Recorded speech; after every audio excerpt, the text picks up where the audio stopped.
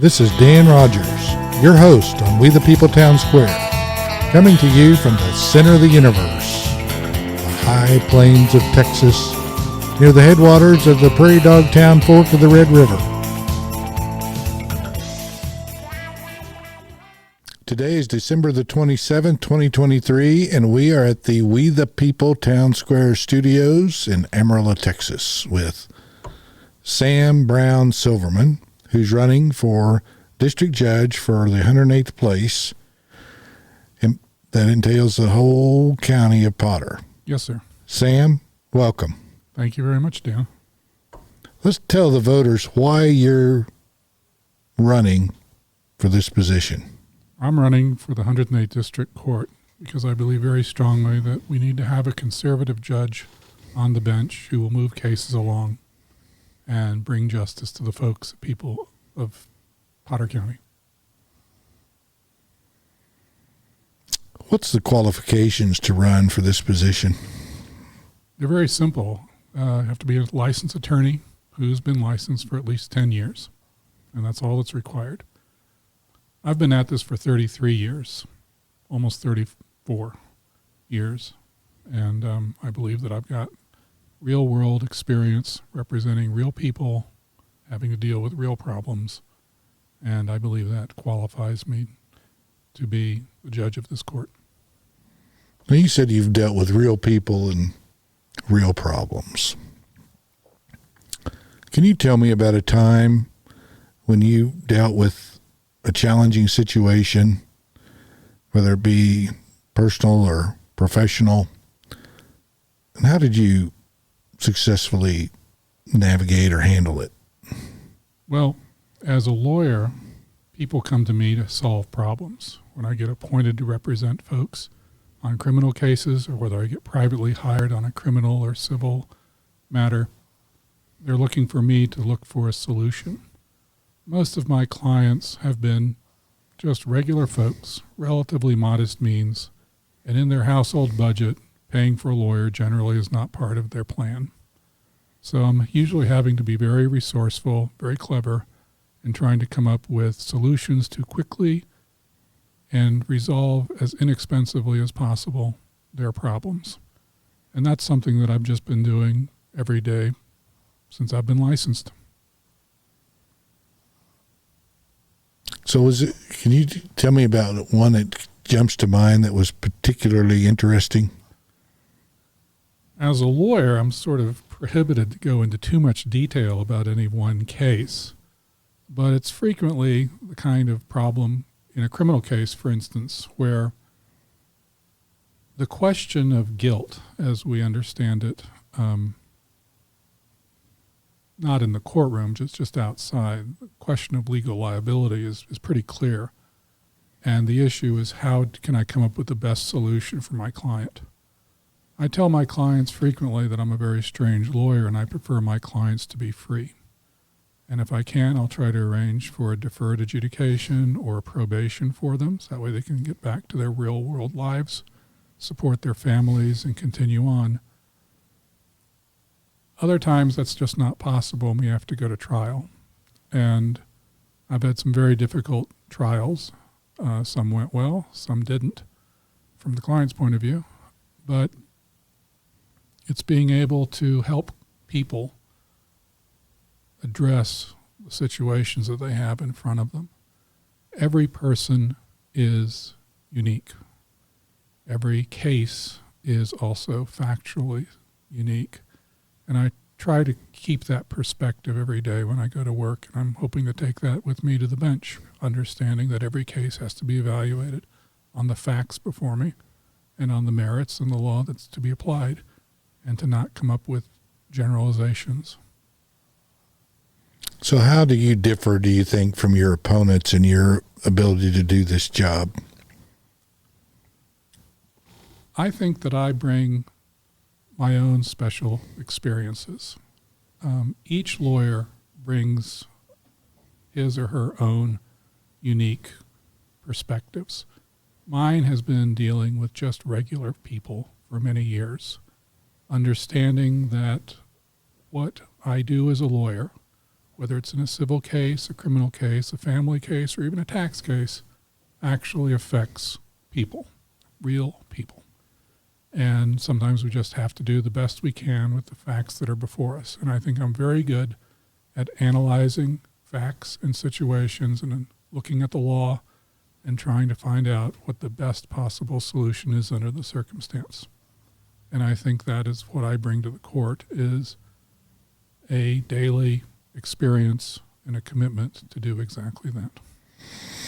What kind of cases will this court take, the 108th District Court? Can you explain kind of how the court system works at the county level? Sure. Below, and how cases get there and what type of cases that you would be seeing? Sure.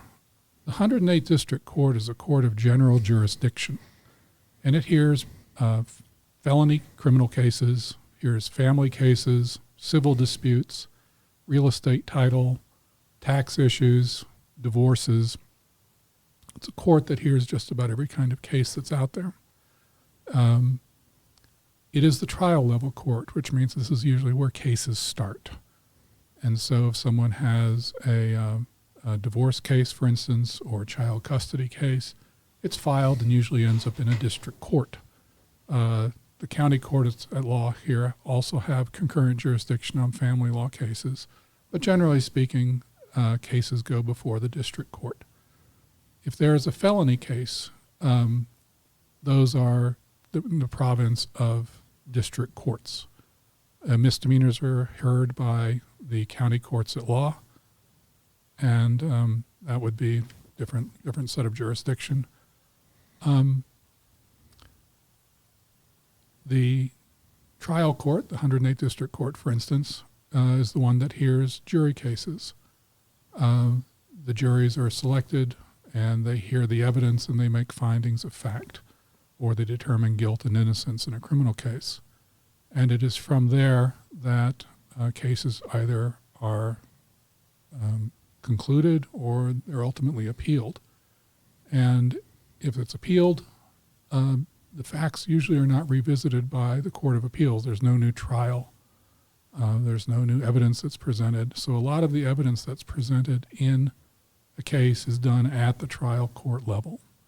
And it's important to have a judge who's familiar with the rules of evidence, is familiar with trial procedure, and also understands that not every decision a judge makes is going to be right. That's why there's a Court of Appeals. And it's also important, because things can be appealed, that a judge have lots of experience before getting on the bench. And I think I have that experience. So for something to go to the Court of Appeals, it's not the decision. It's going to be a technical issue or a mistake primarily that causes the appeals court to change it. Is that right? Well, it's not a joke, but usually half the people who go to court are unhappy with the result. Yeah. And one of the beautiful things about the American legal system is everybody has the right to seek redress in a court, including appealing their case. And whether the appeal has merit or not, the person still has a right to appeal the case. It's a very expensive process. It's not one taken lightly, but the Court of Appeals has the authority to review the entire record. And if the judge made an error, they will usually let the judge know about it in their ruling. If there's no error or it's a harmless error, the Court of Appeals would rule on that as well. But with respect to the 108th District Court, it's important, due to the volume of cases it handles, that there be somebody there who has lots of experience with felonies, which I do, and is also experienced with family law, civil litigation, and tax law. And I've handled all those cases, and quite a few of them are actually in the 108th District Court. So you don't want to be known as a judge that gets overturned by the Court of Appeals? I'd rather not be overturned, but again, that's what the Court of Appeals is for, is to review errors that are made by a trial court. Mm-hmm. Trial judges get overturned by the Court of Appeals or the Supreme Court or the Court of Criminal Appeals pretty regularly. It's just part of the business. It's also just a recognition that justice sometimes takes a while to get the right answer, and sometimes you just got the right answer in the first place. So that's what I'm hoping to do, is to hope to get the right answer in the first place. Very good. So what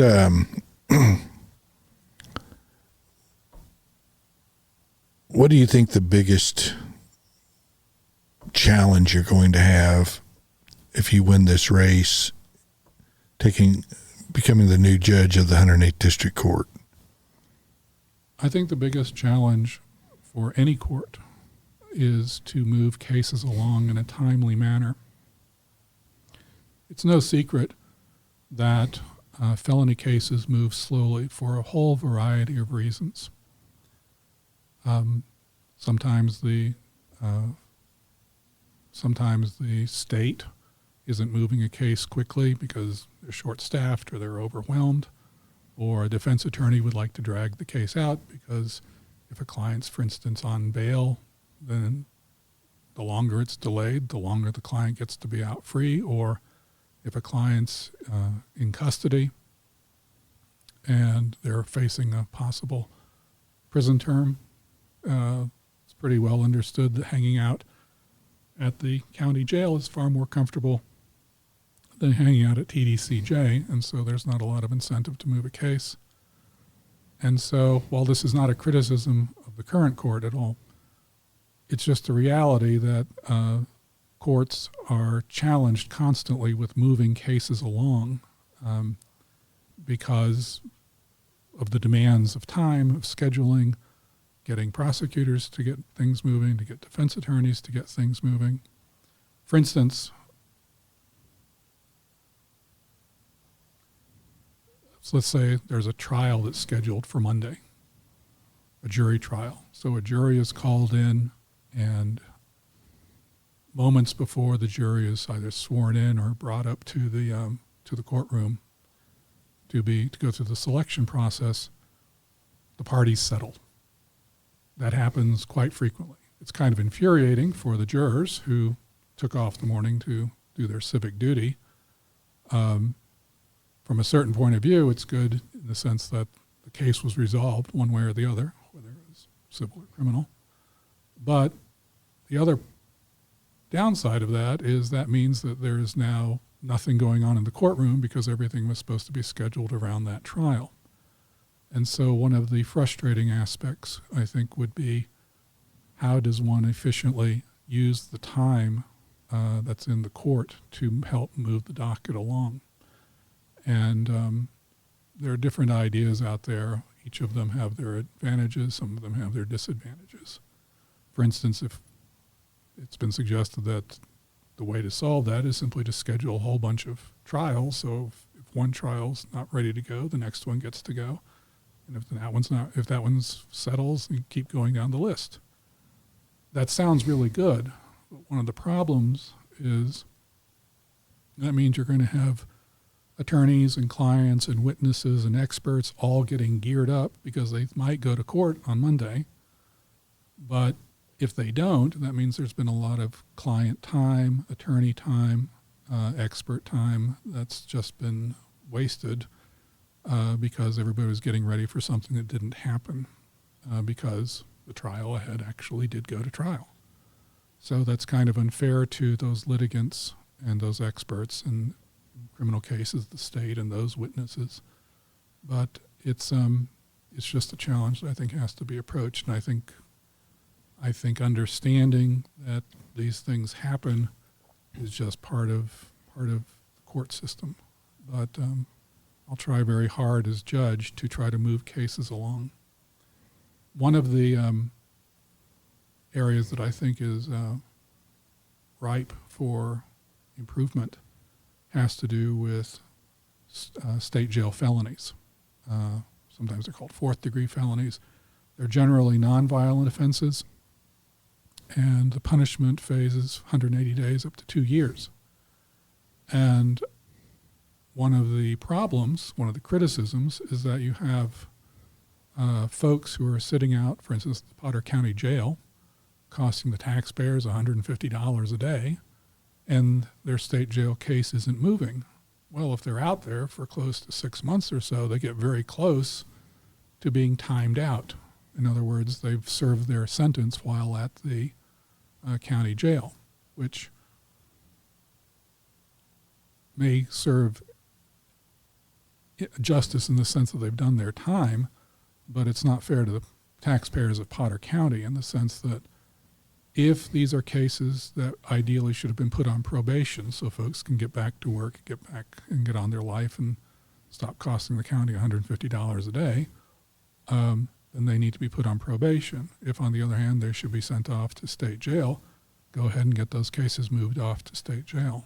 And that way, again, their sentence would be served, and Potter County wouldn't have to incur the cost of housing these folks while waiting for the courts to do something. So that's something I'm particularly interested in taking care of and addressing. Yeah, makes sense. Well, it sounds like you've got the knowledge and experience necessary for the job. And is there anything else you'd like to tell the voters? I'm running as a conservative Republican, and when I go door knocking and I meet people, I introduce myself as the conservative Republican candidate. I'm a member of the Federalist Society. Those are the folks who advise President Trump on every single one of his judicial appointees. And I am a judicial conservative in the sense that I believe that the function of the court is to simply apply the law to the facts. Don't engage in creative manipulation or interpretation of the statutes or the Constitution in order to fit some sort of personal agenda I have. I believe that strictly following the Constitution and respecting the decisions of the legislature when they write the laws, and respecting precedent is the sole purpose of a trial court, is to simply administer the laws as fairly and impartially as possible. It is not my place, or I believe any other trial court's place, to go and try to rewrite legislation to their liking. And I believe that a good conservative judge simply respects the law as it is written. And if the law needs to be changed, that's something for the legislature to do, not for the courts. And that is what I think being a judicial conservative means. So are you the president of the Federalist Society? No, I'm just a member right now. Just a member. So I thought I heard a rumor that you were going to be I am angling to be the president of the Federalist Society, but I'm not there yet. Oh, okay. And as a judge, I couldn't hold the office as president anyway, so... But the Federalist Society brings a great deal of value to the discussion regarding the function of the judiciary and the interpretation of laws. And it is not a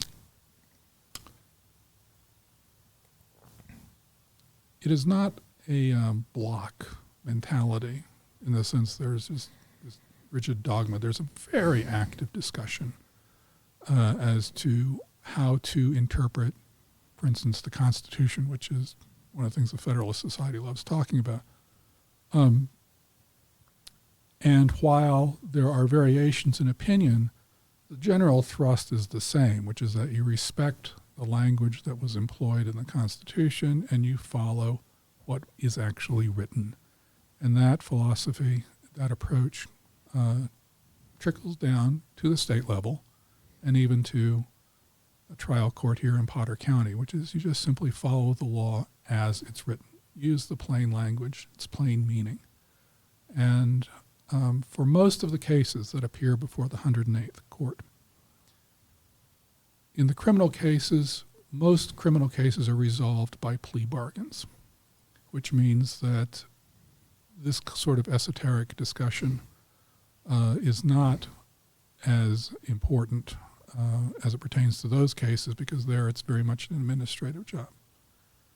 It does apply to cases where people perceive or misperceive, as the case may be, judicial discretion. There is, in fact, among most of the laws, some discretion, but not as much as people perceive. and I believe that discretion should be very, very sparingly used. If a case is not clear, it's not the court's job to simply clean up the case or try to litigate it for the parties. The judge's job, I believe, is simply to decide the case based upon the facts and the law that are presented to it, period. Very good. So you've been walking all of Potter County. You mentioned you'd been through 14 precincts and 9 more to go, something like that? I have... or 10 more to go? I've walked through 14 precincts now. I have 5 that I'm doing in pieces, depending on the time of day and depending on the weather. But I have covered all of or parts of about 19 precincts in this county so far. And so I expect to finish walking the rest of the precincts before Election Day. So all of those that you haven't got to talk to personally, that missed you or weren't home, how do they get a hold of you if they want to learn more about you? And well, there are lots of ways. One is I've left a door hanger on the doors if I didn't get to talk to someone. Secondly is I'm on Facebook, Sam Brown Silverman for Judge. I also have a website, which we're trying to get back up and running, but it'll be sambrownsilvermanforjudge.org, I think. Or you can just call me. My phone number is 806-373-0701. If you want to write me something, my post office box is Post Office Box 108, Amarillo, Texas 79105. it's easy to remember. I was very proud when I got Post Office Box 108. Yeah, I thought it would be very easy to remember. Very good. Okay, so we know how to get a hold of Sam Brown Silverman. I want to thank you for having the courage to run for this position, and you know, it takes a lot of courage to run for public office. So we commend you for that as the Republican Party, and we thank you for coming by, and good luck. Thank you for having me. It's been a pleasure.